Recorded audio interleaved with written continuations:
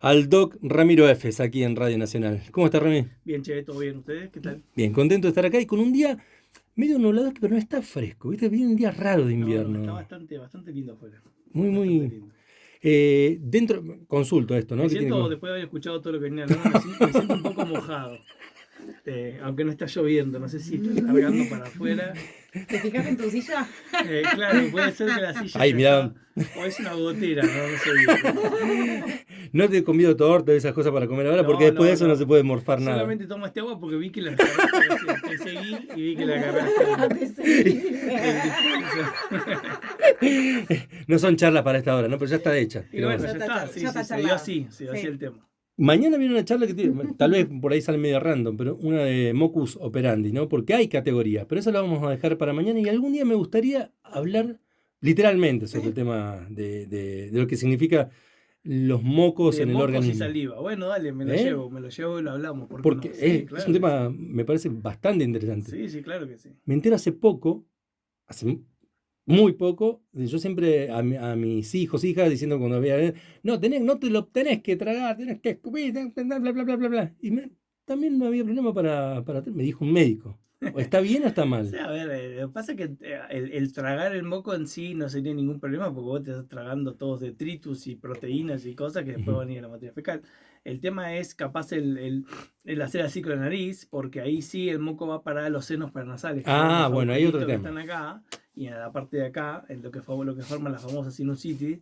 Y ahí, digamos, favoreces eso. Si vos no tenés Claro. Ah, buena. no me tiró la buena data entonces. No me tiró, no O sea, hay es. que ver, depende, hay tragada de moco y tragada de moco. Tenemos que separarlos en A y B y Claro. ahí ver Claro. de Pero, qué manera avanzamos. pero es todo un mundo, ¿eh? Es todo un mundo, sí, sí. Y de hecho hay algo de la saliva, ¿viste? Yo escuchaba algo que decía esto del portón, que escupían un portón y lo destruían.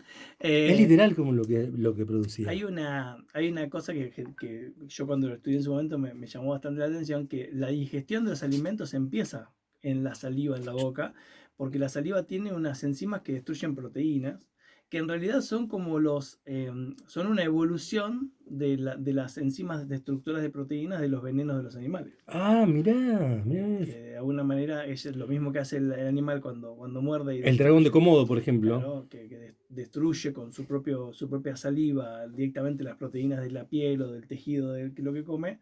Las nuestras son un poquito más tranqui y ayudan a empezar a digerir nada Qué más. bicho complicado el dragón de No, Komodo, que ¿no? no te Pega agarre. el mordiscón y lo deja que se vaya Y que no tranquilo te porque agarre el cae alien. Sí, ahí. una porquería. Pero No, también es. que no te agarre el alien porque de cupitajo te atraviesa. Yo siempre cuento hasta el octavo. Si el octavo pasajero está ocupado, bueno, está bien. Ahí. Muy bien. Todo suyo, Doc. Bueno, la vez pasada estuvimos charlando con María respecto de Flashé. un montón de cosas así, medias locas. Y una de esas cosas tenía que ver con algo que dio paso a un origen de algo de la bioética, que es el consentimiento informado, ¿no? Eh, que yo les contaba, ¿no?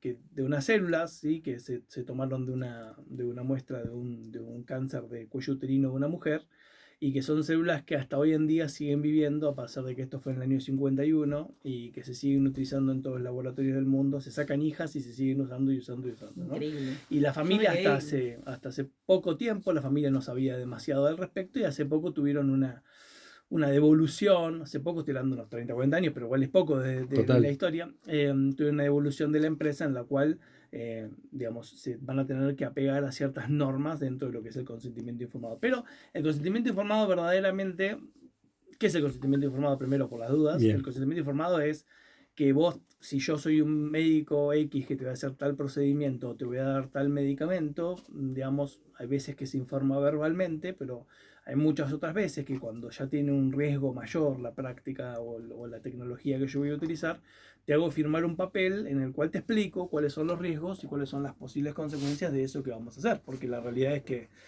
ustedes saben que nada de la medicina está exento de ciertos riesgos, ¿no? Entonces, ¿cuáles son los beneficios? ¿Cuáles son los riesgos? Y de alguna manera dejo que la toma de decisión quede de parte tuya. Yo digo, esto es lo que yo te recomiendo hacer, la alternativa es esta y esta, y el consentimiento para esto es este, firmarlo o no lo firmes y demás. Bueno, esto en realidad surge de algo mucho más cruel del consentimiento informado, que es un poco, digamos, previo, poquitos años previo a esto del año 51 que te estoy contando, que son los juicios de Nuremberg, ¿sí?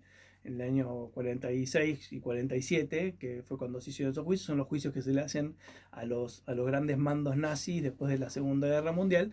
En esos juicios de Nuremberg, una de las cosas que se juzgaron fueron la cantidad de experimentos que se hicieron con los seres humanos durante los campos de concentración, ¿sí? Aprovechando que tenían esa cantidad de seres humanos apresados, Mengele y todos los otros que no conocemos sus nombres, pero que fueron muchos, hicieron una serie de experimentos barbáricos totalmente con toda esa gente, experimentos que iban documentando, digamos, con un rigor científico muy grande, iban anotando cada una de las cosas que pasaban y cómo reaccionaba el cuerpo y demás. Y esto, en los juicios de Nuremberg, una de las cosas que se estableció es el hecho de cómo se iban a hacer los experimentos con seres humanos, porque era algo que no estaba... A ver, estaba verbalmente aceptado por todo el mundo que nadie iba a ser así tan atroz, ¿no? Pero la realidad es que nadie se había sentado ni a escribirlo ni a pensarlo, porque creo que nadie había pensado que el ser humano iba a ser tan jodido, ¿no? De alguna manera. Algo menos conocido en esa misma época es que en Japón pasó lo mismo, ¿sí? Y que es un caso que probablemente no les haya llegado nunca a los oídos, pero les iba a decir, les recomiendo que lo busquen, pero la verdad que no les recomiendo que lo busquen porque es horrible. Es bueno. muy, muy feo. Es hasta, yo te diría que es, no sé si se puede decir peor en estas escalas, pero es muy jodido lo que pasó, muy jodido. Se llama Escuadrón 731. Después, si les interesa, miren de qué se trata. Los japoneses armaron un campo de concentración enorme en China, en la zona del norte de China, en Manchuria. Hicieron, eso era solamente para hacer experimentos con humanos, solamente, o sea, su único objetivo era eso, y era el objetivo final era desarrollar armas biológicas, es decir, poder tirar directamente peste o viruela o alguna otra enfermedad en zonas para matar gente primero y después ir con las fuerzas militares a ocupar ya habiendo matado a todo el mundo, ¿no? Esa es un poco la idea. Entonces hacían experimentos terribles dentro de los cuales, por ejemplo, digamos, utilizaban la peste y los infestaban con pulgas en toda una zona, entonces después tenían las pulgas con la peste encima y juntaban las pulgas y las querían tirar adentro de bombitas que se rompían en una ciudad para infectar con pulgas llenas de peste y así millones de cosas. Claro, imagínate, lo que quieras. O sea, ¿se puede hacer eso? Tremendo, se puede hacer eso, se puede hacer un montón de cosas, digamos, desde el punto de vista pensando de las... Sí, desde el punto de vista de las enfermedades en sí. Hoy en día, digamos, la peste bubónica que se llama, es una bacteria que responde bien a los antibióticos, ¿sí? Pero en esa época, imagínate que no era de uso masivo del antibiótico. Claro. Y por otro lado, había otras enfermedades, como por ejemplo la viruela, que hoy en día la viruela, no sé si eso lo saben, pero es la única enfermedad que es eliminada del mundo, es decir, no existe. Existe solamente ¿dónde? En determinados laboratorios que tiene por Estados Unidos, Rusia y demás, con los cuales calculo que se amenazan, como diciendo, bueno, mirá que te tiro una viruelita. Y el problema con la viruela, ¿cuál es? Que no estamos vacunados más ya, nadie, porque obviamente, como se eliminó la enfermedad, no seguimos recibiendo vacuna contra viruela, ¿sí? Entonces, claro. Aproximadamente, no te tiro una fecha, pero aproximadamente ¿cuándo fue que se eliminó? Fue en los años 90. Que se eliminó. Claro, me parecía, no quería arreglar algo, pero 90, mirá, antes de ayer. Sí, es que lo leímos, probablemente lo leímos con la pandemia, ¿no? Cuando empezamos a leer la pandemia dijimos, ay, nos pusimos a mirar, porque yo también me estoy acordando de esa historia. Sí, la historia de la viruela. Y bueno, la peste también fue lo que se habló mucho en la pandemia, porque fue una de esas grandes epidemias mundiales. Bueno, Martín Hernández le dedicó al Martín Fierro un pasaje, ¿no? Claro. Al compás de la viruela. Al compás de la viruela. Yo me pongo a adelantar. Nunca lo leí así, pero bueno, puede ser. Che, bueno, no, entonces el tema con esto es que al no haber vacunas para esta enfermedad, puede transformarse tranquilamente en un arma biológica, ¿sí? Todas estas cosas fueron dando pasos a pensar cosas de lo que se llama la bioética, ¿sí? Que la bioética, ¿qué es todo lo que tiene que ver con la ética, la moral, de alguna manera, aplicada a las leyes que tienen que ver con la medicina y la biología, ¿no?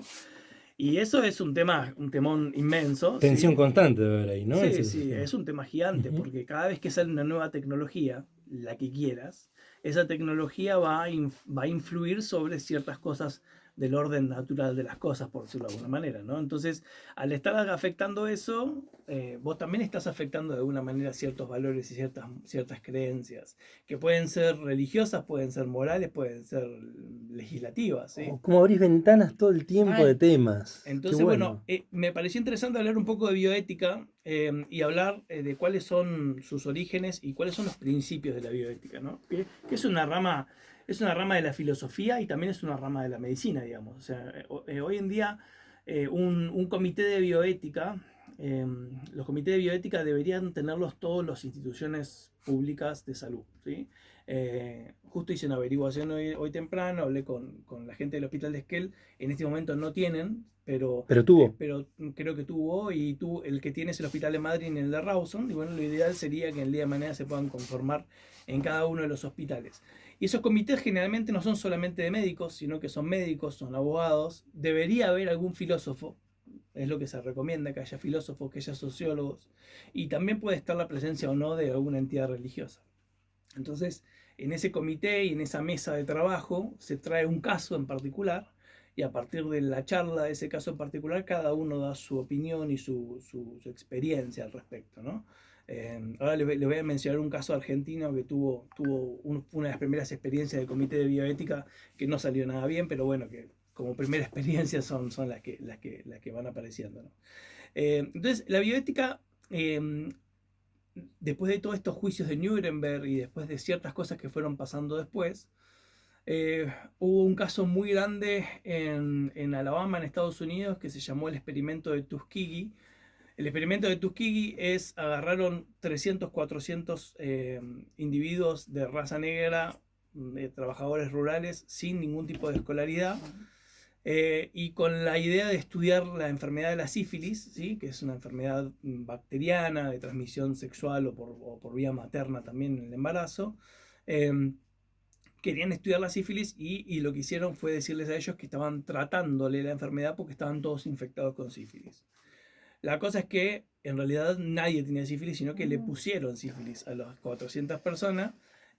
Sí, es duro lo que voy a contar, Sí. pero Sí, digamos, los siguieron durante 40 años, hasta el año 72, desde el 32 hasta el 72. Y obviamente no solamente siguieron a toda esa gente, que la mayoría se murió, sino que además siguieron a sus hijos que salieron infectados de sífilis neonatal por tener sífilis inoculada por ellos, la madre y demás. Esto fue un caso tremendo en Estados Unidos porque cuando salió a la luz porque un diario lo descubre y lo publica. Y terminaron todos recibiendo disculpas del presidente de Estados Unidos, a la familia, a todo. Bueno, fue una cosa muy no lo sabía, te soy sincero, ¿no?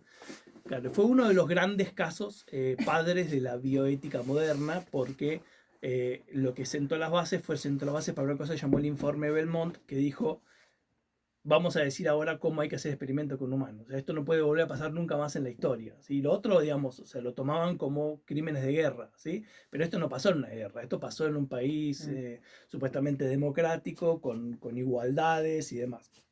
Entonces, este informe Belmont da los cuatro principios de la bioética, ¿sí? Que son el principio de autonomía, que significa que vos sos autónomo de vos mismo y vos decidís sobre tu propio cuerpo y sobre lo que puede pasar. El principio de autonomía que se ve representado por ese consentimiento informado que les mencionaba, ¿no? El principio de beneficencia, que significa que yo lo que vaya a hacer como investigador va a ser para intentar beneficiarte a vos, ¿sí? Para un beneficio tuyo y de la sociedad entera.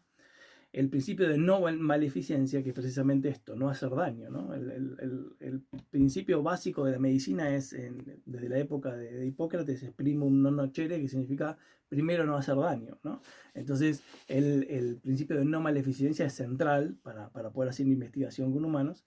Y el principio de justicia, que tiene que ver, bueno, yo esto que tengo, esta tecnología que tengo, esto que voy a utilizar, voy a intentar que sea repartida de la forma más justa posible, ¿no? Y eso lo vivimos fuertemente hablando de la pandemia con la pandemia, ¿no? Con las vacunas y demás.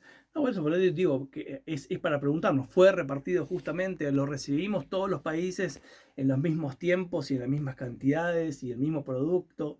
¿No? Entonces, ¿qué pasa cuando la tecnología se vuelve escasa? Y una de las primeras cosas que pasó como antecedente de eso, que también pasó similar, digamos, fue cuando se desarrolló el primer riñón artificial para hacer diálisis, ¿sí? Cuando saben lo que es la diálisis renal, que es cuando a alguien le falla el riñón, entonces tiene que conectarse a una máquina. En los años 40 y 40 y pico, 50, se desarrolló el primer riñón artificial, que era una cosa muy, muy básica, con unas capas de diferentes tipos de papel que filtraban y una bomba de un auto de Ford que hacía que... Literalmente estás hablando de la Sí, tal cual. No te puedo Era creer. eso. Pero el tipo que lo fabricó, eso había 4 en el mundo.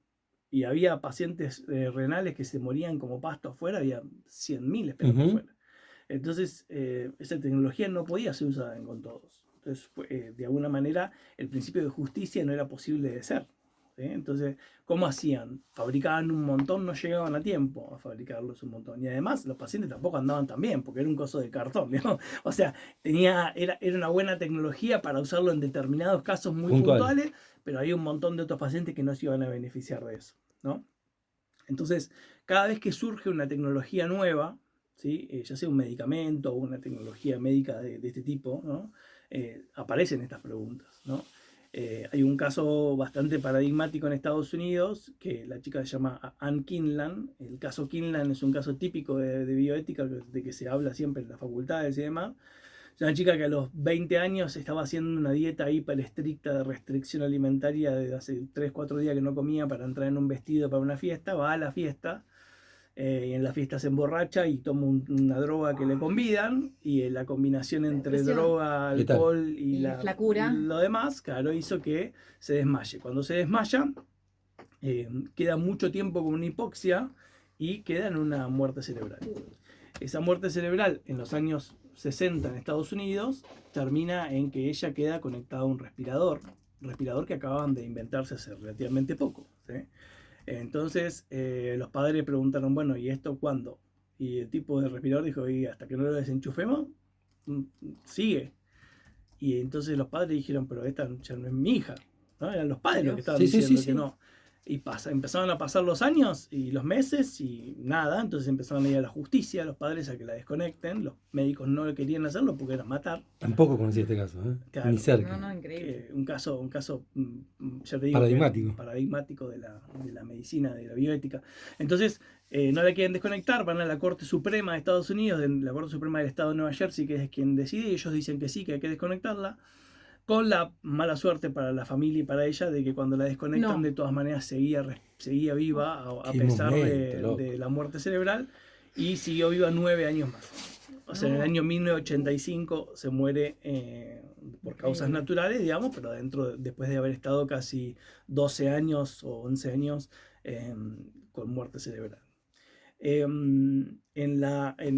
No son muy alegres los casos que estoy contando. Son tan buenísimos que lo cuentes. Interesantes para pensar. Está tremendo. En la Argentina tenemos dos casos, hay muchísimos, pero hay 2 casos en la Argentina. Uno que tiene que ver con el principio de autonomía, que yo lo he leído varias veces porque tiene que ver con diabetes, que es el caso de Ángel Parodi, que es un hombre de Mar del Plata. Ángel Parodi era un tipo alcohólico diabético con una infección en la pierna. Había avanzado a tal punto la infección que le dicen que había que amputar la pierna, y él se niega a la amputación. Y la negativa a la amputación significaba que él se moría, porque digamos, la amputación es para cortar la infección antes de que siga avanzando, ¿sí? Entonces el médico dice, no te puedes negar, porque esto es para salvarte la vida. Y el tipo dice, yo no me quiero morir con mis 2 piernas. Esto el médico lo lleva a la justicia para decir, si el tipo se muere, tema de él. El juez presiona para que el paciente acceda al tratamiento. El tipo se planta de que no. Y termina accediendo otro juez de una instancia superior a que él decida sobre su propia salud, y el hombre se murió internado. Entonces eso, digamos, fue un caso paradigmático porque no había pasado hasta ese momento, esto creo que fue en los años 70, no había pasado hasta ese momento que alguien de alguna manera contrarresta esta medicina paternalista que había en ese momento, ¿no? Esta medicina que decidía por vos, ¿no? Esto hay que hacerlo y punto, ¿no? El médico que retaba a los pacientes, ¿no? Entonces, de alguna manera, él se plantó y bueno, se murió, pero se murió decidiendo sobre su salud. Claro. Después hay un caso que es el caso de Ana María Acevedo, que es un caso que tiene que ver con el aborto, y fue un antepasado de la lucha por el aborto fuerte que asentó las bases en muchas cosas de la parte de bioética. Una chica de 20 años que ya tenía 2 hijos, creo que de Corrientes, y que va a consultar, no de Santa Fe, del norte de Santa Fe, va a consultar un hospital por un dolor en la boca. Ese dolor en la boca le dicen que era una muela, le sacan la muela, el dolor seguía, le hacen unos estudios, tenía un tumor agresivo en la parte muscular de la cara que se llama sarcoma de partes blandas. ese sarcoma había que hacerle quimioterapia, radioterapia y ver si con eso ayudaban a salvar la vida. La cosa es que cuando le hacen ciertos estudios descubren que ella está embarazada. Y el médico le dice, no te podemos hacer ni quimioterapia ni radioterapia estando embarazada. Nadie habló del tema aborto, ella no lo planteó desde su dificultad socioeconómica, cultural, desde el desconocimiento, y los médicos ni lo plantearon. Entonces avanzó, el sarcoma fue lastimándole cada vez más la cara, tenía obviamente mucho dolor y todo eso no lo podían tratar con mucha cosa porque estaba embarazada, precisamente había muchos fármacos que no se podían usar. Y llega un punto en el cual ella ya no da más de su patología, termina yendo a consultar nuevamente y se arma un comité de bioética en el hospital. Y en este comité de bioética, una persona que no era de la parte médica precisamente, sino que era la que hacía la parte de filosofía, plantea, bueno, ¿por qué no hacer un aborto de este embarazo? Ujú. Y ninguno de los médicos accedieron a esa posibilidad porque tenían sus prejuicios, digamos, de punto de vista ético, moral, no sé, cada uno tenía su religioso, su decisión al respecto, ¿no? Entonces el embarazo terminó prosiguiendo y a las 22, 23 semanas hubo que adelantarlo porque tuvo una complicación del embarazo, el bebé nació y se murió a las pocas horas y al mes se muere ella por el avance de su enfermedad oncológica. ¿Qué sienta esto? Digamos, esto sienta la base de que cuando esto que estaba en la ley ya anterior, que de alguna manera cuando el embarazo ponía en riesgo la vida materna por X causa, era un causal de aborto, ¿no? Claro. Que fue un antepasado de alguna manera de la ley que tenemos ahora. Y la bioética no queda solamente acá, en lo que es aborto ni todas estas cosas, sino que cada vez, como te decía, que se pone una tecnología. La vez pasada hablamos sobre ingeniería genética, ¿no? Ujú. Sobre los CRISPR, esto que yo te decía, de estos virus que vienen a tocar y sacar un gen y poner otro. Eso es bioética pura, o sea, que hay que ver si digamos, deberían ser analizados los casos, a ver si a esa persona que le vas a meter un virus para modificarle los genes es algo que éticamente o bioéticamente es posible. Cuando se hace inseminación artificial y cuando se toman varios embriones y se congelan, se usa uno y el resto, ¿qué pasa? ¿No? Eso es bioética también. Depende si se lo usa de buena leche o no. ¿De qué? ¿En qué sentido? No, sí. El tema es qué pasa con los que quedan. Si vos usas uno para lograr un embarazo y quedan 2 o 3 embriones, se donan a alguien que no pueda concebir y después ves pasar un hijo igual al tuyo caminando por Corrientes, ¿no? Digo, son cosas para pensarla y para charlarla, Total. porque Total. son cosas que tienen que ver con la vida, con la modificación de la vida y con, de alguna manera, burlar o sortear ciertas leyes naturales, por decirlo entre comillas, porque digamos, si nos ponemos a pensar qué cosas hacemos contra leyes naturales, es todo esto que estamos haciendo acá. Una inseminación artificial también es ir en contra de las leyes naturales. Sí, por eso digo, digamos, todo lo que hacemos, prácticamente todo lo que hacemos como médicos, desde darte un paracetamol para lograr que te baje la fiebre, ¿sí? Eso también es antinatural, porque el paracetamol no es una molécula que está dentro de tu cuerpo, que yo hago algo para que tu cuerpo mejore, digamos, te estoy dando una cosa que está totalmente artificial, que estás usando. Entonces, digamos, cuando se empieza a pensar en tecnología médica, ya sea medicamentos, aparatología o lo que sea, siempre estamos influyendo. Entonces siempre estamos de alguna manera bordeando estas leyes de la bioética. Es muy bueno lo que estás comentando y tengo mensajes acá para leer que me parece interesante en algún momento, si te cabe vos, también convocar a estas dos personas por ahí para charlar. Dice Patricia, tu fan, acá una de tu fan en la columna, Patricia dice, leo antes o lo leo después el mensaje que tenía que ver con la charla primera. Apasionante, dice, lo que estabas hablando. Nos sumamos, creo, a la charla esta, no a la charla, sino a tu exposición. Estudié mucho de bioética. Sí hubo comité de bioética acá. Estaba Gabriela De Marchi, que la podemos convocar en algún momento. Dice, hicimos un trabajo de ética y economía con Gaby y Carlos Baroli en hospitales de Esquel y El Bolsón. Qué bueno. Estaría buenísimo algún día para... Sí, aparte de economía, me Justo. convoca. Sí, Si vos nos das permiso, O sea, no queremos ocupar tu lugar No, acá. no, mi Lo lugar podemos es hacer fuera de... totalmente ocupable. Sí, obvio. ¿Con vos acá? Sí, conmigo ¿Sí? acá, sí, obvio. Me parece Ya. que vendría de Sí, lujo qué una más charla lindo así. que tener un encuentro, olvidate, ¿Eh? claro que sí. Pregunta rápida mía, tiene que ver con la bioética. No sé si fue un caso acá, pero se han dado muchos, donde entra, nombrabas la religión ahí, donde hay religiones que con respecto a la donación de sangre, creo que había intervenciones negativas al respecto. Sí. ¿Entra también ahí la Sí, bioética? totalmente, porque a veces que, digamos, que hay que tomar decisiones a velocidad, Total, ¿no? a eso me refería. Puntualmente, si no me equivoco, espero no equivocarme, creo que son los testigos de Jehová, ellos utilizan mucho una cosa que se llama recuperador de sangre, que es como un aparato generalmente no lo tienen los hospitales y demás, sino que lo alquilan, y que de alguna manera mientras va saliendo la sangre en una operación, por ejemplo, la pasa por una máquina y la vuelve a entrar por otro Hoy lado. me entero. Entonces utilizan mucho eso para utilizar su propia sangre como si fuera una autodonación, lo cual a veces en la urgencia no está disponible y eso hace que se vuelva un poco más difícil.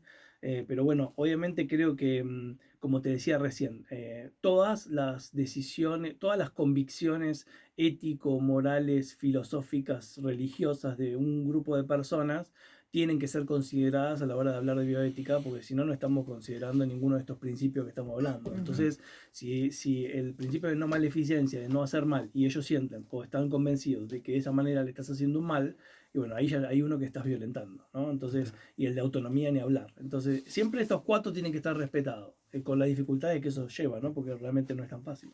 Tremendo laburo, como siempre, Rami, ¿eh? Gracias. Un lujo, de verdad, para la radio. ¿Elegiste el tema por random o tiene que ver con una cuestión de pensar por dónde viene la... Mirá, insisto que lo del Escuadrón 731 y todo eso es muy duro.